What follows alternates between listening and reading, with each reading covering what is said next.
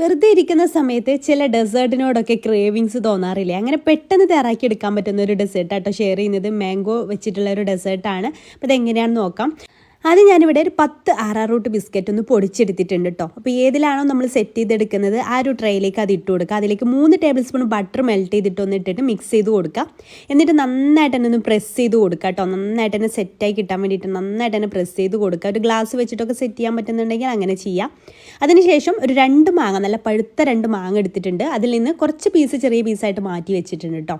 ബാക്കിയൊരു മിക്സിയുടെ ജാറിലേക്ക് ഇട്ടിട്ട് അതിൽ 4 ടേബിൾ സ്പൂൺ പഞ്ചസാര ചേർത്തിട്ട് നന്നായിട്ട് തന്നെ അടിച്ചെടുക്കാം. അപ്പോൾ നമ്മുടെ മാംഗോ പൾപ്പ് ഇവിടെ റെഡി ആയിട്ടുണ്ട്. അതവിടെ മാറ്റി വെക്കുക. പിന്നെ ഒരു 1/2 കപ്പ് വിപ്പിംഗ് ക്രീം ഒന്ന് ബീറ്റ് ചെയ്തെടുക്കുക കേട്ടോ. അതിലേക്ക് നമ്മൾ റെഡിയാക്കി വെച്ചിട്ടുള്ള മാംഗോ പൾപ്പിൽ നിന്ന് പകുതി ഒഴിച്ചു കൊടുക്കാം. അതേപോലെ തന്നെ നല്ലൊരു ടേസ്റ്റ് കിട്ടാൻ വേണ്ടിയിട്ട് കണ്ടൻസ് മിൽക്ക് ഒരു 1/4 കപ്പ് കൂടെ അത് ഒഴിച്ചു കൊടുക്കുക കേട്ടോ.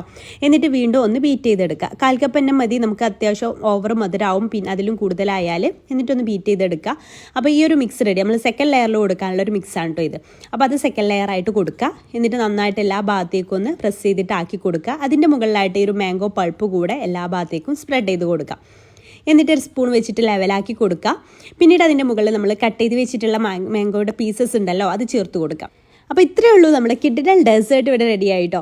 4 മണിക്കൂർ ഫ്രിഡ്ജിൽ വെച്ച് സെറ്റാക്കി എടുത്താൽ നമുക്ക് സെർവ് ചെയ്യാവുന്നതാണ്. നല്ല ടേസ്റ്റാണ്. ട്രൈ ചെയ്ത് നോക്കുക, ഫീഡ്ബാക്ക് അറിയിക്കാം. Thank you.